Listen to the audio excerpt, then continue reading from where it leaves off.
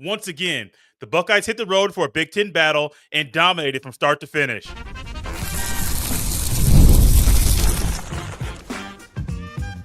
You are Locked On Buckeyes, your daily podcast on the Ohio State Buckeyes. Part of the Locked On Podcast Network, your team every day. Welcome in, Buckeye fans, to Locked On Buckeyes Live after Ohio State's 34-0 win over Wisconsin. I'm your host, Jay Stevens, also the host of the Jay Stevens Podcast. And this show, like all the shows right here at Locked On Buckeyes, are part of the Locked On Podcast Network, your team every day. And today's episode of Locked On Buckeyes Live is brought to you by FanDuel. Right now, new customers can bet just $5, and if your bet wins, you'll get $300 in bonus bets to use across the app. Download the app today. During today's show, we will discuss if there's any reason for Buckeye fans to be a little bit worried about what they saw in Camp Randall, as well as dissecting Julian Sayin's Master Day. But first, the Buckeyes knew this stretch of the season was going to be very difficult, having to play 3 Big Ten opponents on the road in a 4-week span. It's not for the faint of heart to see that type of schedule and say, ooh, man, that might be a little bit difficult. We might not get out of here with a perfect record. But it's exactly what Ohio State did. From the trip to Washington to the trip to Camp Randall, and even the one in between was Illinois. The Buckeyes have dominated every Big Ten opponent they played in their place. Now, they also dominated Minnesota too. But these road victories are difficult. And Camp Randall is normally an odd place to play.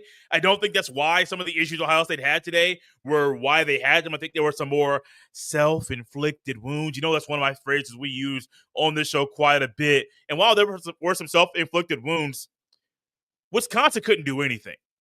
There was nothing Wisconsin could do to slow down the Buckeyes offense or to overcome the firepower that is Ohio State's defense. There's nothing. And Wisconsin has a lot of injuries. They had Billy Edwards Jr., who is their starting quarterback. He was unable to go in this game. Hunter Simmons went down late in the game. But even when he was healthy, we told you on this show that Hunter Simmons is going to allow you to have opportunities to capitalize on some of his poor decisions. And it happened earlier in the game. I believe it was in the first quarter. Sonny Styles had an interception. It was actually a ball that hit the receiver, the intended target, right in the face, but didn't catch the ball. Sonny Styles got the interceptions, and the Buckeyes ended up scoring.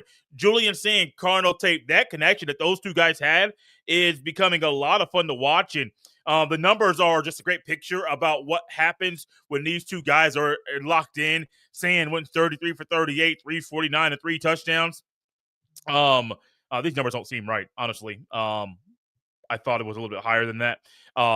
Using something different to get the stats today, and could be why. Tate had 6 catches for 111 yards. He had a couple touchdowns.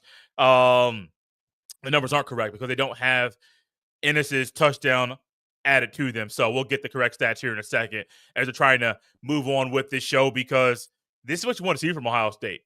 You want to see the Buckeyes go into somebody else's house and control the entire game.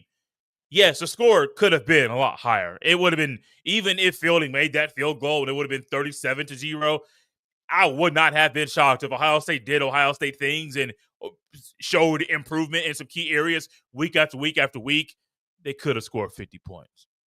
I know my score prediction for this game was 48-3, and even when I said 48, I almost wanted to drop it down to 41, but I was going to keep the 3. Hats off to the Buckeyes defense for getting a shutout. Aaron Scott Jr. on the very last play for Wisconsin's offense had a big hit, a big stick, where Danny O'Neal, who ended up coming in when Hunter Simmons went out, Danny O'Neal comes in and tried to make a play on 4th down. I can't knock the guy for trying to make a play. I can't do it. But there was nothing he could do at that point in time to make the play that he wanted to make. Ohio State's rolling, man. And in a time period in college football when you're going to get some people that are going to separate themselves from being contenders and the pretenders, Ohio State showing they're a contender. They're a contender. We knew that going into it, but contenders are the ones that separate themselves from the pack. And I think Ohio State has already done that. We don't even really see Ohio State hit it in 4th gear yet. They're mainly in 2nd or 3rd gear, and I'm not trying to be sarcastic or just say that just to fill some space. I'm serious. The Buckeyes are moving right now in 2nd or 3rd gear. In the Buckeyes' 4th gear, if they even have a 5th and a 6th gear, I don't know if there's a team in the country that can stop it. Wisconsin couldn't. And Wisconsin came into the country top 20 in the country in rush defense. And while I don't think that's why Ohio State wasn't able to run the ball, hats off to the Badgers defense for slowing down Ohio State's rushing attack, where outside of Bo Jackson and Isaiah West, the other running backs really didn't look that good. And maybe it was because of the offensive line. Maybe it was because of Wisconsin's defense. But there was a difference between when Bo Jackson toted the rock, and sometimes he couldn't do anything because the O-line showed some issues. But also when Isaiah West came in, my wife made a comment. Who is that? Literally because he was fast, he was quick, he was decisive. He did all the things a running back is supposed to do when he gets the ball handed to him right in the stomach. And I think moving forward, you should try to instill that mindset into everybody. There was some punt return stuff that I am going to touch on later in the show. There are some heartline conversations we're going to have later in the show. There are going to be some conversations we have in regards to what Ohio State is currently doing and how they can get better. But for this game in particular, you are where you want to be. Miami lost on, was it Friday night? Miami lost to Louisville.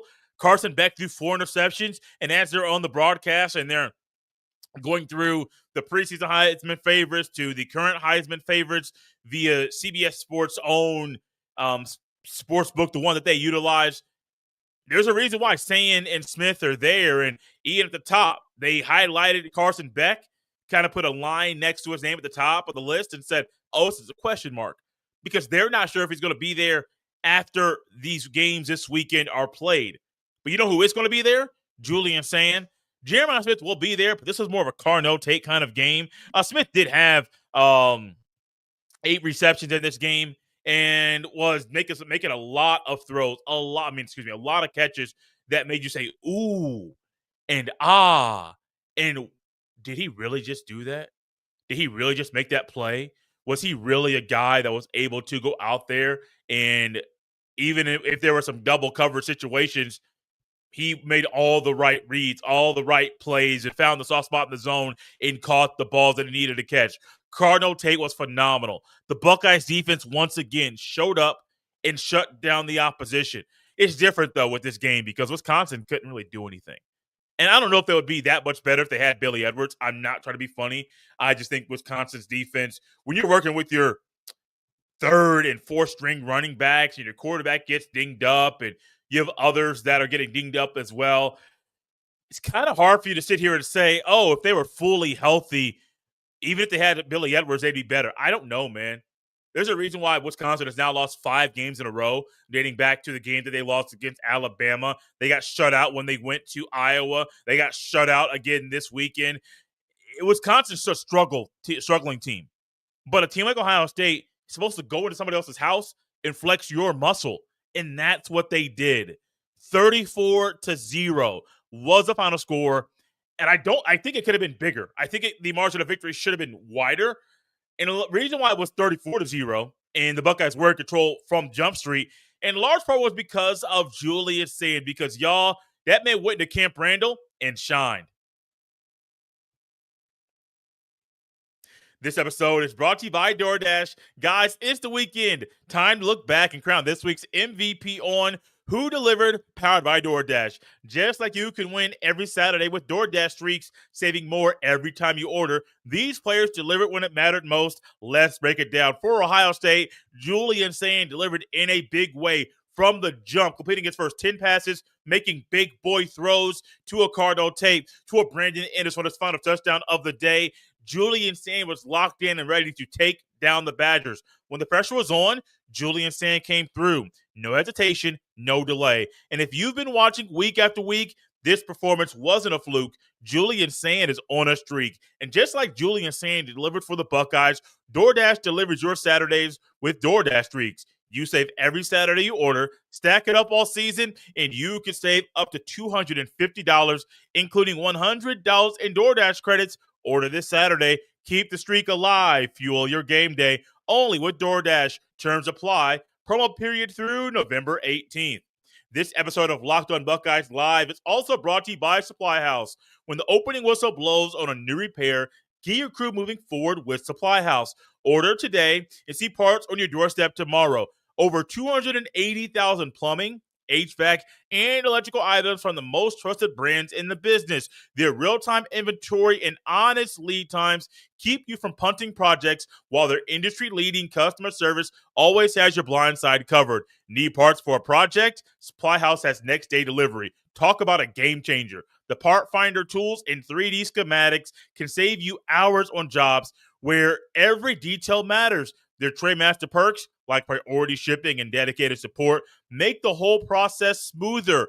Join the free Trademaster program today and score serious perks like priority shipping, lower prices, and a dedicated support line. Visit supplyhouse.com to sign up for free and use promo code SHCollege5 for 5% off your first order.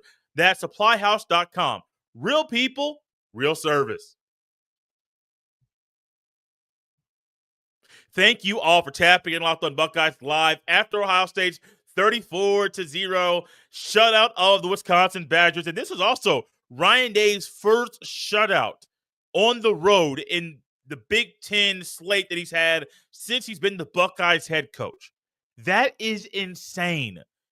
To do it in year number 7 in what may be the best defense Ryan Day has ever had. Still, it could be a debate between last year's defense and the 2019 defense. I might be leaning 2019 because there were some things last year with last year's defense up until after the loss to Oregon where you're thinking, wow, this defense could be great, but there were times that it wasn't great. We'll go back to 2019, that defense was insane. So that's still a debate. I don't want to say this one's complete yet because unlike 2019, this one, unlike last year's team, this one hasn't won a national championship yet.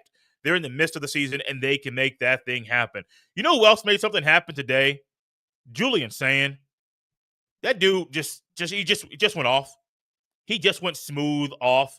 When I say smooth off, this young man completed his first 10 passes of the game. Well, the first drive, 8 for 8, 95 yards, and a dot to Cardinal Tate. I mean, a straight dot. Put that bad boy on a rope. And when I was sitting there watching that throw, even before the replay, that right there showed me just growth in the ability to put the zip on the ball. And that may have been one of Julian Sayin's best throws of his career.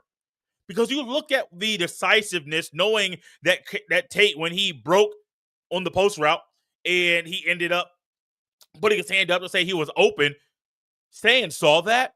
Sayin probably saw the two defenders there that Tate was going to run in between and said, oh, my guy's got it. I also thought the ball was thrown to Jeremiah Smith. This isn't a knock on Tate, but that's normally a Jeremiah Smith throw it up there and let him get it kind of throw. That was a Cardinal Tate throw it up there and get it and let Tate get it kind of throw.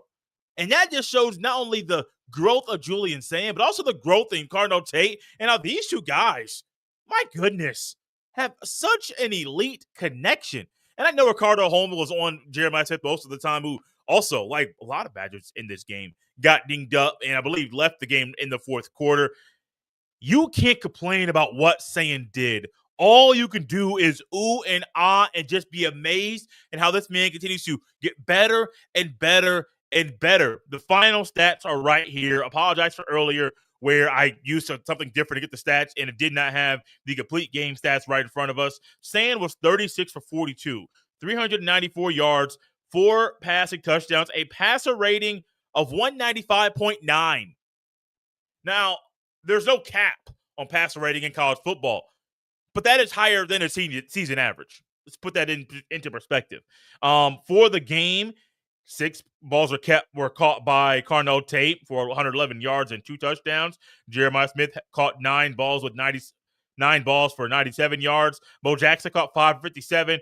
It was nice seeing some of the young guys get in there a little bit earlier than expected. So a lot of them were in there in the second quarter when you thought this game should have been Ohio State being up 24-0 or 31-0 at the end of the first half. The Buckeyes could not move the ball consistently and get out of their own way in the second quarter.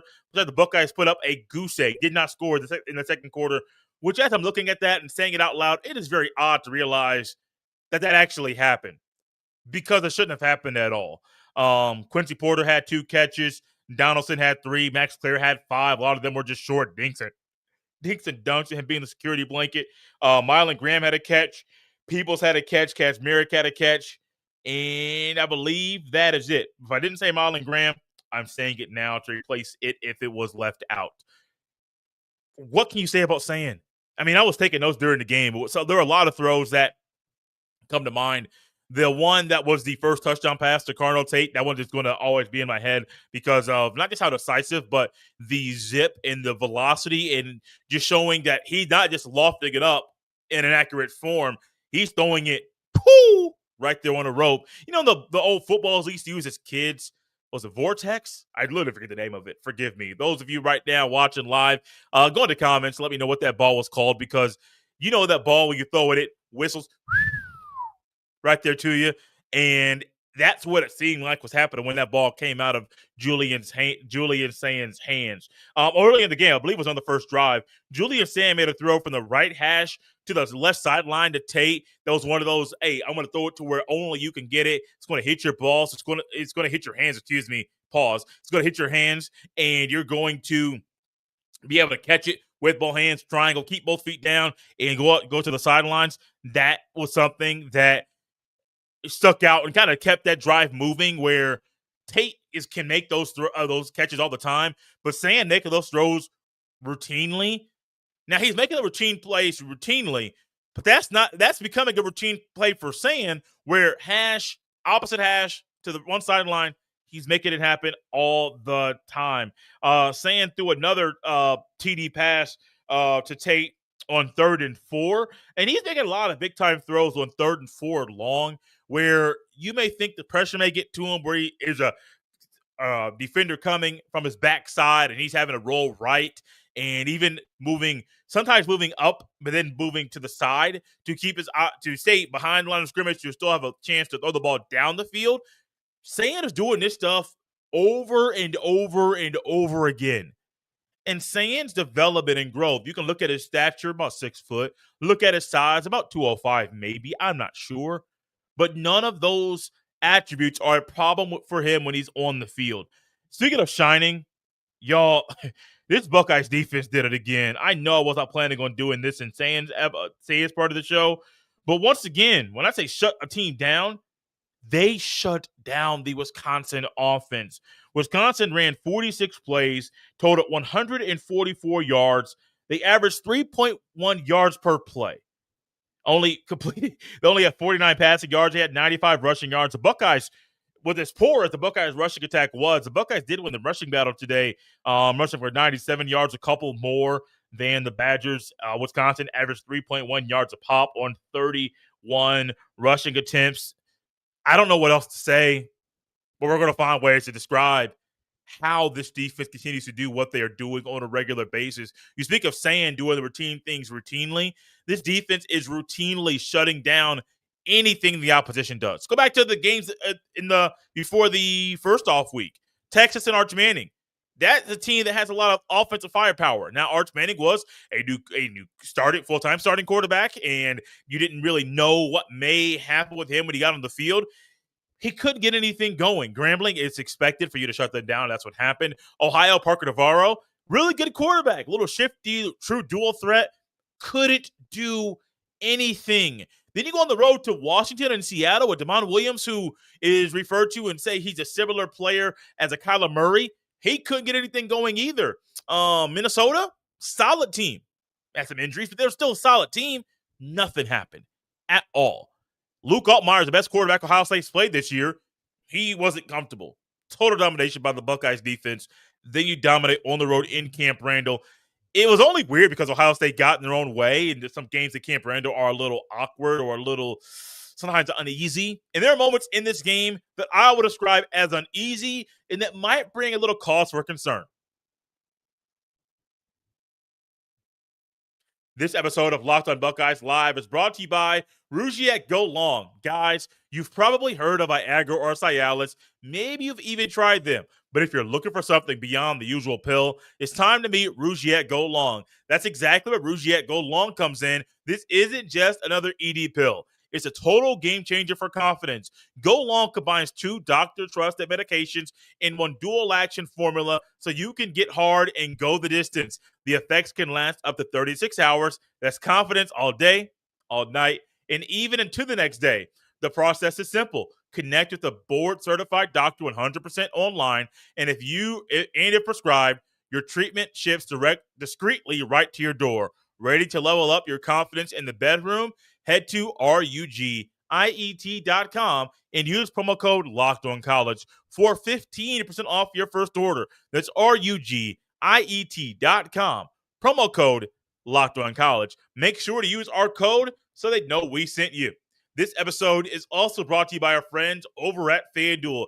Guys, the NFL season is here, and FanDuel has an offer you don't want to miss right now. New customers can bet just $5 and get $300 in bonus bets if you win. That's right.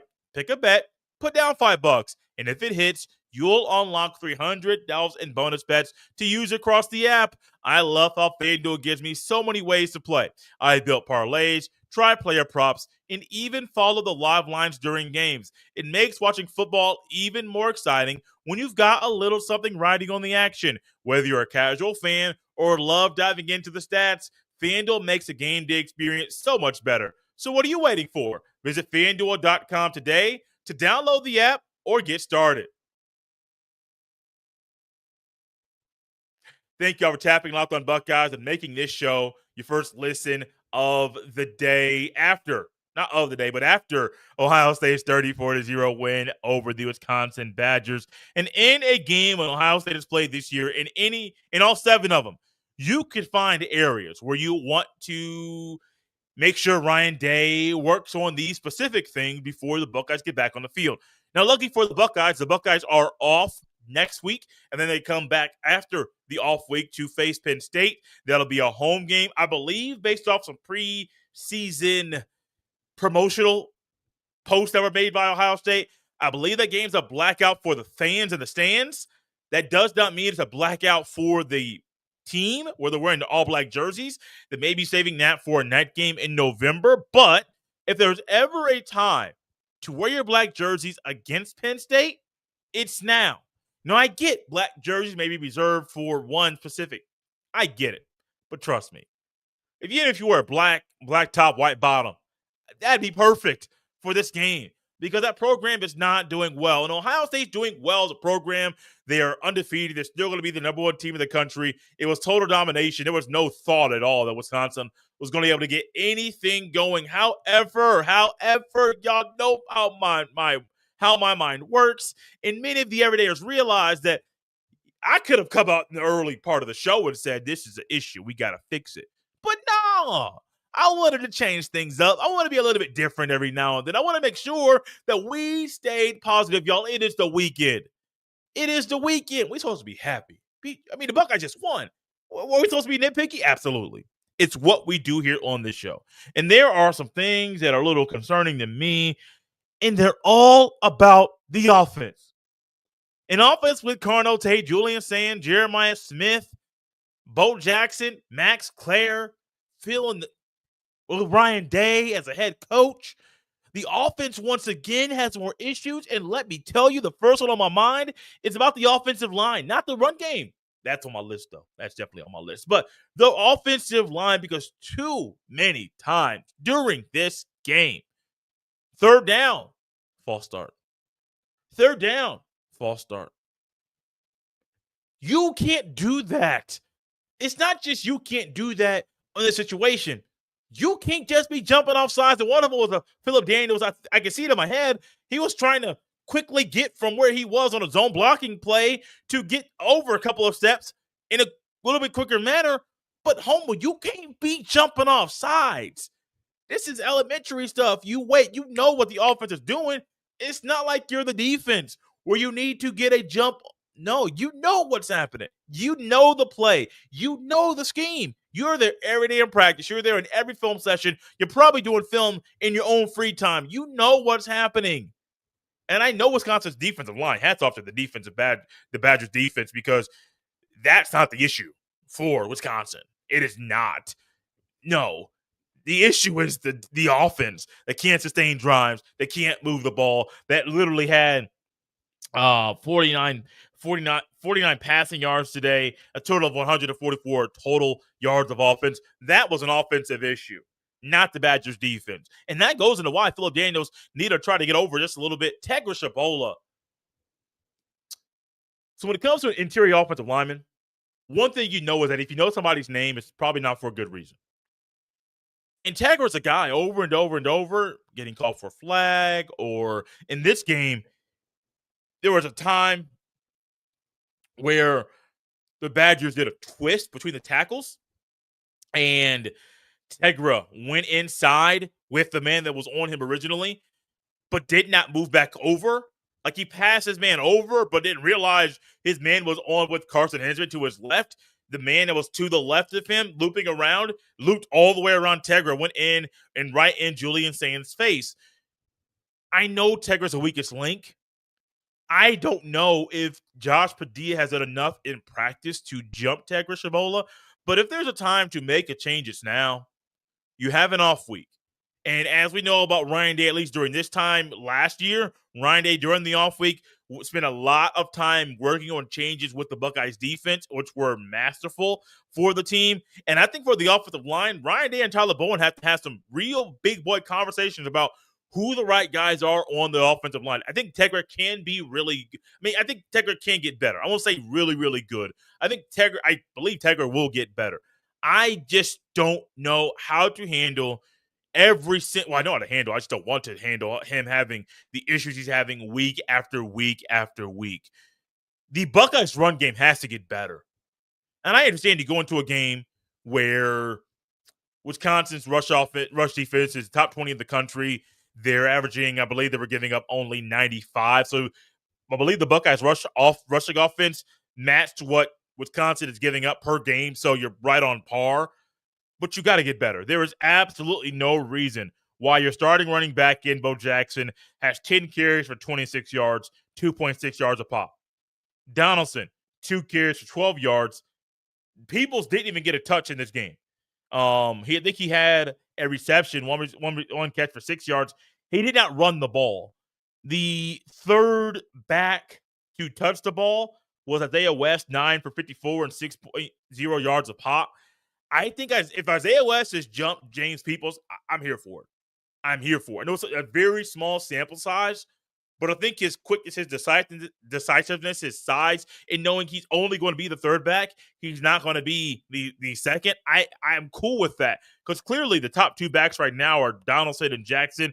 I think it's a little bit too late in the season to put Isaiah West as your number 2, especially with you think you want to have 2 true freshmen as your top 2 backs. I don't think so at all.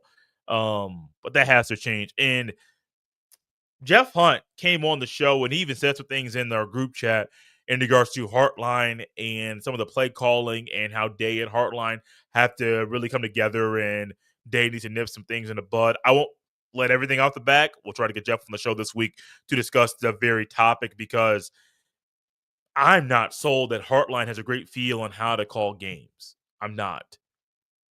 You can use virtual reality to call games in practice. You can use video games.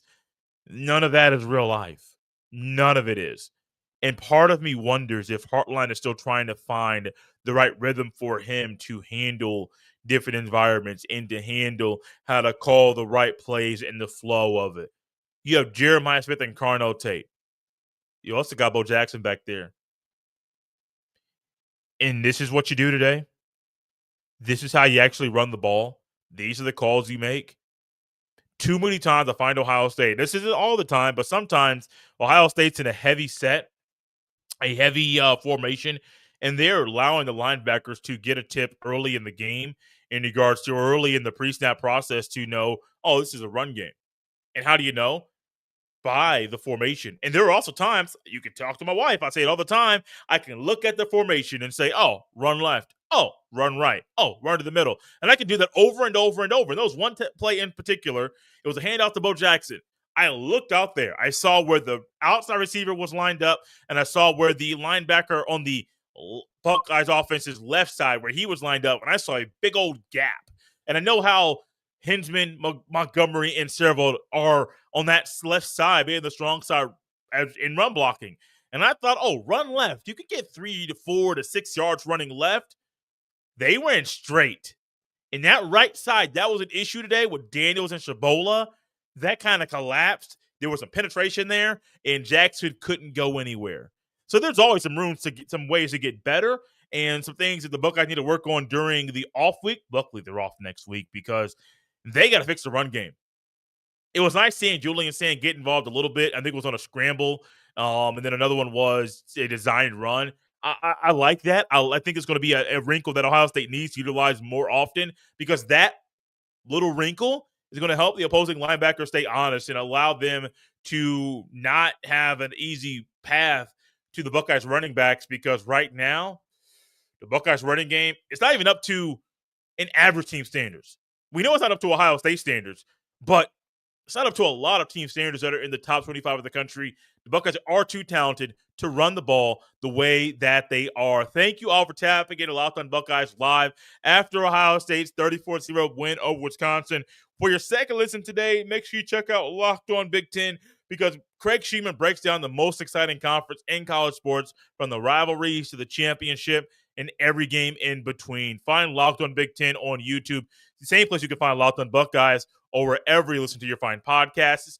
Part of the Locked on Podcast Network, your team every day. You can follow me on any social media platform at jstevens07. Send every email to jstevens317@gmail.com. Guys, this has been Locked on Buckeyes live after Ohio State's 34-0 win over Wisconsin. What's the best thing about being 7-0? A chance to go 8-0.